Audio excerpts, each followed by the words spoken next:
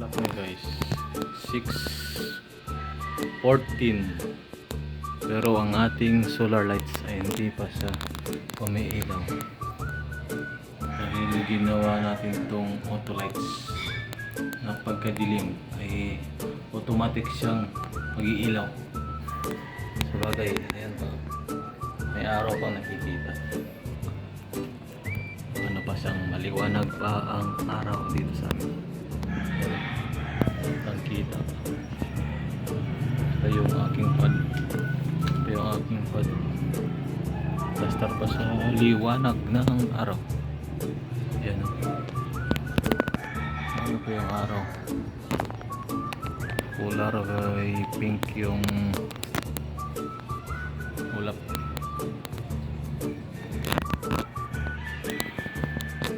Ito medyo madilim na dito.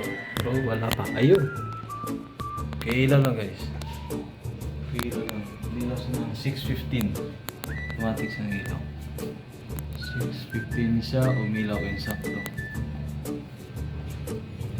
6:15 pa lang ilaw niya. Ngayon, titingnan natin bukas ng umaga kung anong oras siya mamamatay. Sabagay, in-install natin yung kanyang pad sa labas ay 4 o'clock na. Kaya siguro yung charging na medyo konti lang charge na battery at charge na maaaring mamatay ito ng madali, pero obserbahan natin kung mamamatay siya ng madali. Yan, ayan.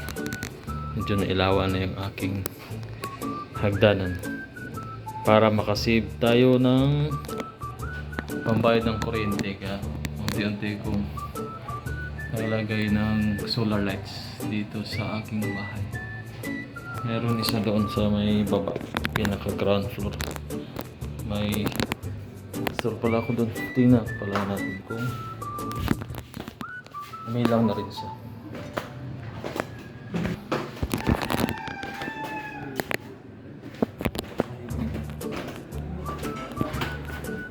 Hindi pa siya umilaw.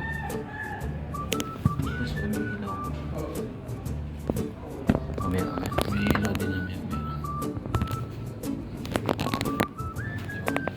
kanyang pad naman dito. Nilagay kanyang pad.